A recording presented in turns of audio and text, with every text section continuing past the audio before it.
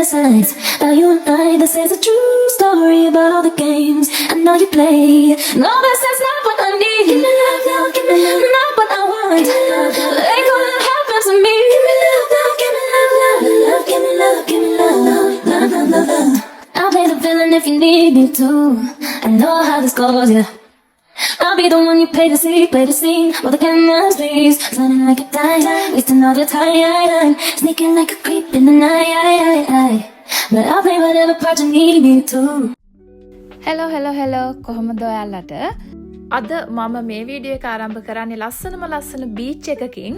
ඉතින් අපි මේ කොහෙද ගියේ කියලා මං ඉස්සරහට ඔයාලත් එක්ක තොරතුරු කියන්නම්. මම ගිය සතියේ ඔයාලට මම ලංකාවට ඇවිල්ලා ගත කරපු ලස්සන දවස් වලින් කිහිපයක් ගැන තොරතුරු ගෙන ආවා. ඉතින් මේ vlog එකෙන් මම ඔයාලට අරගෙන එන්න හදන්නේ ඒකේ ඊතුරු දවස් ටික පිළිබඳව. ඉතින් මහා ලොකු දෙයක් නම් මම වීඩියෝ කරගෙන නැහැ. ඒත් සමහර දේවල් මම මගේ මතකයේ තියාගන්න වීඩියෝ කරගත්තා. ඉතින් ඒ වයින් ටිකක් මම ඔයාලත් එක්ක ෂෙයා කරගන්නවා මේ වීඩියෝ එකෙන්. ඉතින් කැමති අය ඉන්නවා නම් එන්න මාත් එක්ක එකතු වෙන්න. අපි මේ ඇවිල්ලා ඉන්නේ මිරිස්ස ගේට් රිසෝට් එකට.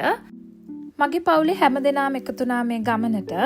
කලින් ප්ලෑන් කරලා ආපු ගමනක් නෙවෙයි. අපි එවලේ ප්ලෑන් කරලා තමයි මේ ගමන ආවේ. මේ හොටෙල් එකට ලස්සනට බීච් එක පේනවා වගේම ඒ අවට පරිසරය හරි ලස්සනයි. ඉතින් බීච් එකට ගිහිල්ලා අපිට එන්ජොයි කරන්න පුළුවන්. ඒ වගේම ලස්සන පූල් එකක් තියෙනවා. ඒ වගේම තව මෙතන නාන්න පුළුවන් ලස්සන තැනක් තියෙනවා. ඒකේ රිව්ස් හොඳට තිබුණා.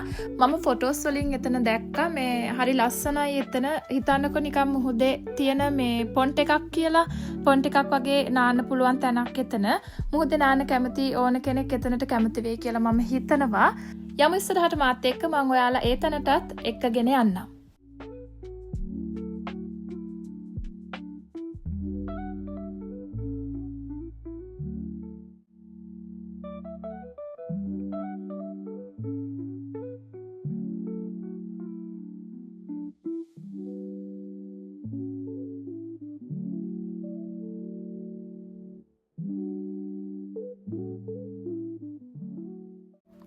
කටිය රූම් එකට දාලා මම ආවා බීච් එක පැත්තට. මම අර ඔයාලට කිව්වනේ මම මේ නාන්න පුළුවන් ලස්සන තැනක් ඔයාලට පෙන්නනවා කියලා. මෙන්න මේ තමයි එතන. මෙතන මේ නිකන් කොරල් පර වලින් වට වෙලා පොන්ට් එකක් වගේ තමයි හැදිලා තියෙන්නේ. ගොඩක් ගැඹුරුත් නැහැ. ඒත් හොඳට නාන්න පුළුවන් තැනක්. පොඩි අයට උනත් බය නැතුව මෙතන ඇවිල්ලා නාන්න පුළුවන්. මම දැක්ක පොඩි අයත් මෙතන නානවා. ෆ්ලාවියාත් අපි මේ නෑවුවා මෙතන. එහෙමනම් ඔන්න මුහුදේ නාන්න කවුරු හරි කැමති කෙනෙක් ඉන්නවා නම් මේ පැත්තට ආවොත් මෙතනින් නාලා යන්න අමතක කරන්න එපා.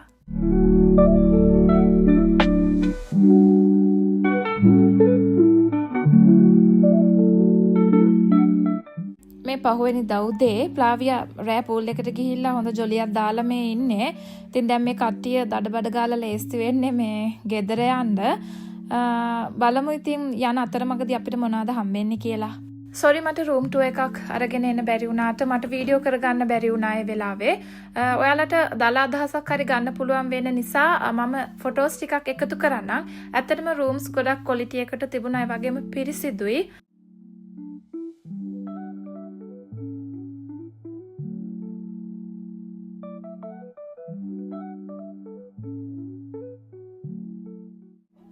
එන අතර මගදී අහම්බෙන් තමයි මම මේ දැක්කේ මේ කහ පාට අඹ ටික. මේ හරිම ලස්සනයි වගේම හරිම රසයි. ඒ අඹ මම ගෙදර ගෙනහල්ලා කෑවා. අපේ පැත්තට මාළු ලෝරි කිහිපයක් මෙනවා. ඉතින් ලංකාවට ගියාට පස්සේ මාළු නම් හිතේ හැටියට කෑවා.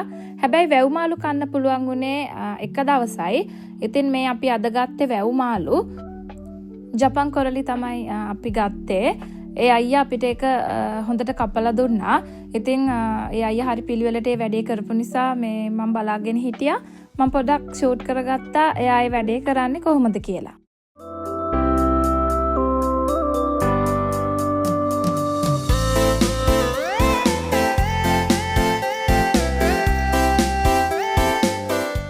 දැන් මං ඔයාලා මේ කරගෙන යන්නේ බුලුතට සූර්යකන්ද පාරේ. බුලුතට සානුව ගැන ඔයාලා අහලා ඇති සමාජ අධ්‍යයන පොතේ තියෙනවා.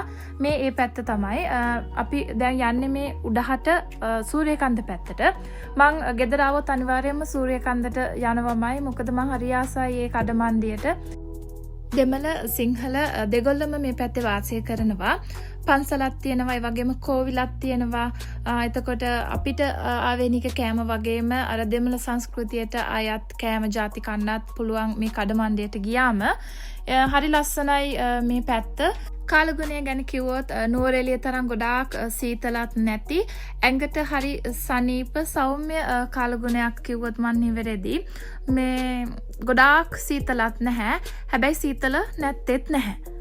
මේ පැතිවලටත් දැන් සංචාරය කරන්න ගොඩක් අය එනවා. ඒ වගේම මේ අයට නවතින්න පහසුකම් සහිත හෝටෙල්ස් එහෙම මේ පැත්තේ ඉදි වෙලා තියෙනවා. ඉතින් ඔයගොල්ලොත් මේ පැත්තේ සංචාරය කරන්න බලාපොරොත්තු වෙනවා නම් මෙහි ගොඩක් බලන්න තැන් තියෙනවා. මෝර්නින් සයිඩ් ඔයගොල්ලෝ අහලා ඇති. ඒ වගේම වවුල් පෙන හුණුගල් ගුහාව, සිංහරාජ වනාන්තරයට මේක පැත්තකින් ඇතුළු වෙන්න පුළුවන්. සිංහරාජ වනාන්තරයේ මේ එක් පසකින් තියෙන කඩ මුදුනට ගියාට පස්සේ සිංහරාජ ඒ රජමහා විහාරයට යන්න පුළුවන්. ඒ වගේම මඩුවන් වෙල වලව්වට යන්න පුළුවන්.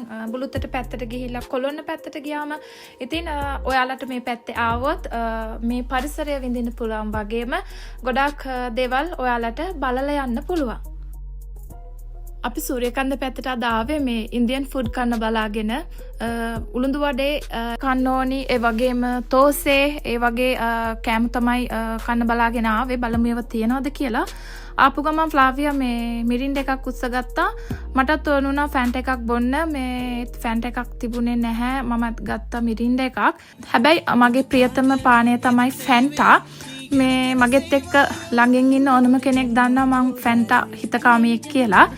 එංගලන්තේත් ඕන තරම් ෆැන්ටා තිබුණට මේ මට අර ලංකාවට ඇවිල්ලා මේ ලංකාවෙන් අරගෙන බොන ෆැන්ටා එක තරම් හොඳ නැහැ.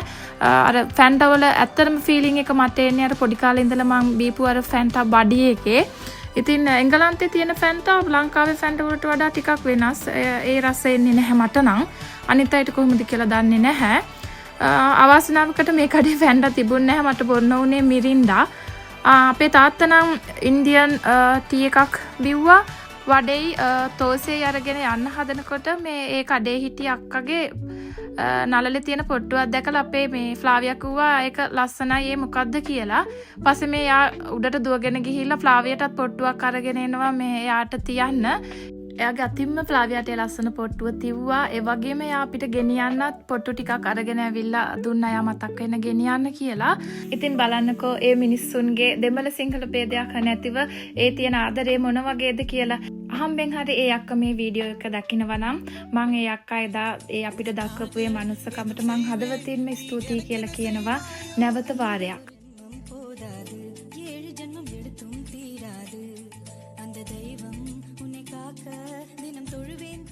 ෆ්ලාවියාට ඉක්මනට ඕන වෙලා තිබුණේ මේ කන විදින්න. ඉතින් මේ එයා සර්ප්‍රයිස් කරන්න බලාගෙන හිටියේ මේ මගේ හොඳම යාළුවා ඇවිල්ලා එයාට එයාගේ ගිෆ්ට් එක දෙනවා. මේ එයා හිතාගෙන හිටියේ නෑ කරාඹු දෙකක් ලැබෙයි කියලා. මේ වෙලාවේ එයාට ගොඩාක් හැපි. ඉතින් දැන් එයා මේ කන විදින්න තමයි බලාගෙන ඉන්නේ. මේ අපි ලංකාවෙන් පිටත් වෙන කලින් දවසේ ඉතින් ඒ වෙනකනොත් ෆ්ලාවියාගේ කන විද ගන්න අපිට බැරි වුණා. නැකත් එහෙමත් ඒ දේවල් වලට ඕනෙලු. ඉතින් නැකත් බලලා කරන්න තරම් අපිට වෙලාවක් තිබුණෙත් නැහැ. මගදී දැකලා මේ පස්සේ හරි විදින්න පුළුවන් කියලා කරාඹු දෙක උල් කරගන්න ජුවලරි ෂොප් එකකට ගියාම ඒ අයියා කිව්වා මේ කමන්නේ අද විදිමු කියලා. ඉතින් එවලෙම අපි ඉතින් කමන්නේ නැහැ මේ අපිට පුළුවන් දවසේනේ අපි විදින්න ඕනේ. ඒ නිසා මේ අපිට පුළුවන් විදියට අපි මෙන්න මේ විදියට විදගත්තා. ෆ්ලාවියා චුට්ටක් විතර ඇඬුවා. ඒ වුණාට මේ එයා කරාඹු දාන්න ආසාවෙන්නේ හිටියේ. ඉතින් ඒක කනකට කරාඹු දැම්මට පස්සේ අනිත් කනට දානකම් එයා ඉවසගෙන ඉන්නම් කියලා කිව්වා. සේරම ඉවර වෙලා ඒ අයියට සල්ලි දුන්නාම සල්ලි ගන්න එක ප්‍රතික්ෂේප කළා. පුංචි ළමයිගේ කන විදලා කවුද සල්ලි ගන්නේ කියලා හිනහා වුණා. බලෙන් දුන්නත් එයා ඒක ගත්තේ නැහැ, ප්‍රතික්ෂේපම කළා. ඉතින් මුදලට මිනිස්සුන්ගේ ජීවිත පවා විනාශ කරන සමාජයක මේ වගේ මිනිස්සු තාමත් ජීවත් වෙනවනේ. ඒක කොයිතරම්නම් සතුටක්ද. ඉතින් කීප දෙනෙක් ඒ වගේ වැඩ කරාට බහුතරයක් ගොඩක් අපේ රටේ ඉන්නේ මේ වගේ හිත හොඳ මිනිස්සු.